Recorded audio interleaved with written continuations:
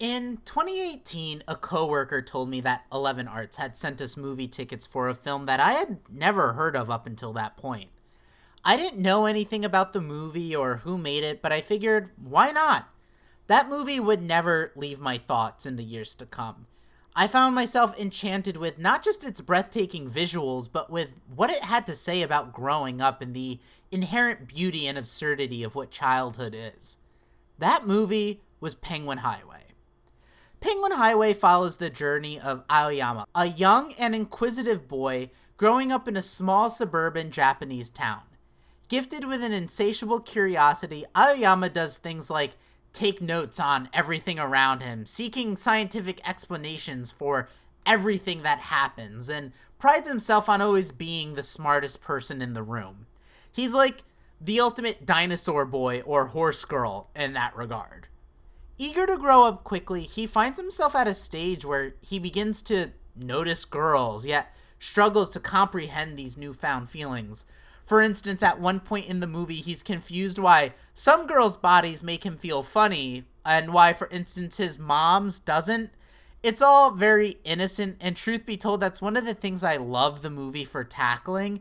It really feels like they wanted to capture the experience of boyhood, confusing feelings and all. Enter Onisan, the charming older lady who captivates Aoyama for, let's say, two very big reasons. She works as a dental assistant at the local dentist's office and acts as a sort of babysitter to Aoyama on the side. Onisan's role in the town and her relationship with Aoyama remain deliberately ambiguous. The film never really gives you an explicit explanation of how she started watching him or why. Hell, she's never even really given a proper name, opting instead to just depict their interactions, dropping you into the middle of their friendship rather than showing it forming, and leaving it to the viewer to piece together her role in the community and how she fits into the wider sci-fi story that's happening as well. I honestly found myself very charmed by this. You feel like the two of them already have a strong rapport with one another, and the interactions between the two of them are so well written and endearing that I sort of felt like I knew everything I needed to know about their relationship from the get. I love when a movie trusts the audience enough to not spell everything out for them and to instead let them piece it together themselves. The tranquility of the town takes an unexpected turn when penguins mysteriously start appearing. Aoyama, driven by his scientific curiosity, takes it upon himself to unravel the mystery of why these Arctic birds are present in their small Japanese town in the middle of the summer. As more penguins surface, Aoyama and his friends grapple with increasingly perplexing questions about the why of it all. Complications arise when Aoyama discovers the connection between Onisan, the penguins, and a mysterious water-like sphere known as the ocean hidden in the woods.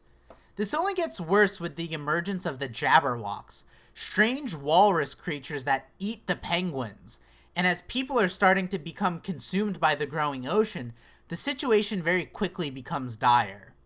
Aoyama theorizes that the ocean is an interdimensional portal of some sort, and Onisan is creating the penguins in order to repair it. She appears to belong to the ocean's realm rather than their own, and this sort of explains why everyone kind of knows Onisan but also doesn't at the same time.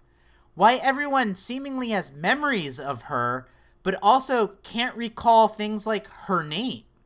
The story reaches a climax with a breathtaking animation sequence as Aoyama and Onisan embark on the Penguin Highway to save the town from the encroaching ocean.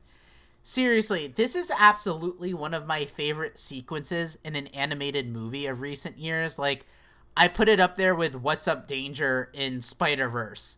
There is so much joy on the screen, and the movie, up until this point, sort of flirts with going all out like this the entire time, but never does until this part, so it feels incredibly well-earned, and I could seriously go on about the joy that this part brings me, but we have to get on to the rest of this very strange movie. With the ocean vanquished and Onisan's connection to their world beginning to fade, Aoyama and Onisan share a quiet moment at the cafe where we saw them play chess earlier in the movie. She imparts a final message to Aoyama, encouraging him to find her wherever she is when he's all grown up. Aoyama returns to a normal childhood armed with a newfound appreciation for being a kid, cherishing the hope of one day reuniting with Onisan wherever she may be. This is a tough movie to try to write a synopsis for. I mean, hey, I'm sure you're probably a little confused hearing me try to summarize it, and it's easy to dismiss it as just a bunch of random nonsense. But in a way, though, I think that's the point. The movie doesn't want you to fully understand what's going on because Aoyama doesn't fully understand what's going on. For all of Aoyama's brilliance and intelligence, he's trying to grow up too fast, and he can't accept simply not knowing something. He can't come to terms with, well, just being a kid. And being a kid means you won't always have all of the answers, no matter how smart you are, no matter how many books you read. There are some things that are just beyond your comprehension and beyond your understanding. I think that's most evident in the symbolism of the Jabberwock in the movie. The name Jabberwock comes from the poem Jabberwocky by Lewis Carroll in the sequel to Alice in Wonderland, Through the Looking Glass. It tells the story of the slaying of a weird dragon creature that lives in the woods called a Jabberwock. The original illustration's very funny, by the way. He's got a little vest. It's kind of cute. The Jabberwock also shows up in that Tim Burton Alice in Wonderland movie, so that's fun. Now, I know what you're thinking. Kappa, cool. The monster in the poem shares the name with the monster in the movie, so what? What does that have to do with Penguin Highway? And it's not so much that they share a name or that they're both monsters. I mean, they aren't even the same type of monster. One is a dragon vest-wearing creature and the other is a walrus thing. It's what the name Jabberwock and the poem represent that tie them to Aoyama in the movie's message. Jabberwocky is classified as a nonsense poem, a style of writing that Lewis Carroll thrived in. Nonsense poems are often filled with fake words created by their creators and are meant to be silly, whimsical, and sometimes satirical. You can search for meaning in them, but good luck finding it. This was especially true of Jabberwocky, a poem that Lewis Carroll wrote as satire and a dig at his literary critics of the time. Yes, on a surface level, the poem is about the killing of this beast, but it's filled with a lot of fake gobbledygook words that really mean nothing. Beware the jubjub bird. Shun the Fermius bandersnatch. Came whiffling through the tulgey wood. Just weird stuff. Literary scholars, teachers, and readers have spent decades upon decades trying to understand this poem that at the end of the day is sort of meant to be understandable. And much like Aoyama, who can't accept not knowing things, literary scholars and teachers, readers just couldn't accept not finding meaning in the poem, sort of playing into Carroll's hand and proving his point. All that to say that the Jabberwock in the movie isn't just called that because it's a nonsense walrus creature. It's called that because in choosing that name, it represents the nonsense of life and the need to accept that you will never fully understand everything all of the time. Something that Aoyama needs to come to terms with as an important part of growing up and being a kid. Aoyama may sort of solve the mystery of the penguins, of the Jabberwock and the link between them and Onisan, but he never fully figures out the why. He never learns why the ocean is there or what it is exactly. He figures out some potential half-truths, but he never gets all of the answers. In a strange way, by accepting that as a kid he won't have all of the answers and that he needs to leave himself space to be a child, he does what he wants most, which is to grow up, even if it's just a little. Aoyama gives two very similar monologues, one at the start of the movie and one at the end about who he is and why he's great. And I think it's really interesting how these two monologues are delivered. At the beginning of the movie, it's very monotone in one note. I wouldn't say Aoyama is sad at the start of the movie, but you can feel the weight of who he thinks he needs to be is weighing on him. Conversely, at the end of the movie when he delivers this speech, he's a lot more relaxed and, dare I say, happy sounding. And yes, on the surface, you could read that as happiness because he's saved his friends in the town, but I also think it's happiness because that weight that he's put on himself, that need to have all the answers and to be a great adult, is gone. He can still look forward to growing up and maybe one day solving the mystery of Onisan, but in the meantime, it's okay for him to just be a kid.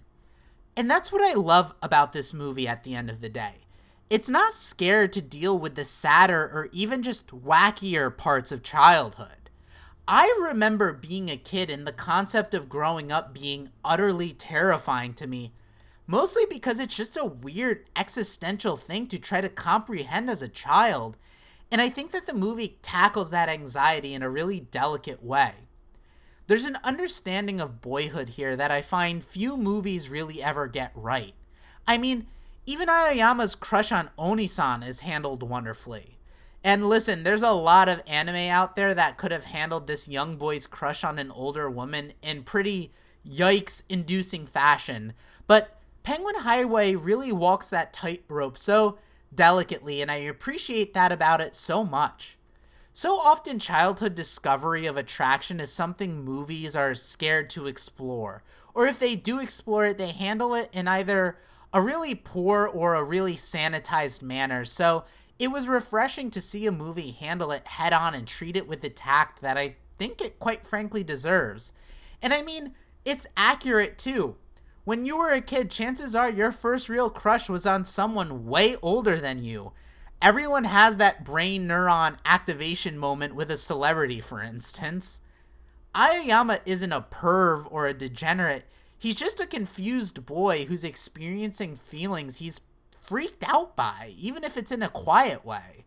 How often as a kid were you confused about feeling attracted to someone, or, for a lot of you weirdos out there, something? Those feelings can be scary to voice, especially when the world around you treats them like they're taboo or bad. I think as a kid, if I had a movie like Penguin Highway, it probably would have helped me not feel so freaked out about myself and my feelings. And this all goes back to Penguin Highway's main thesis.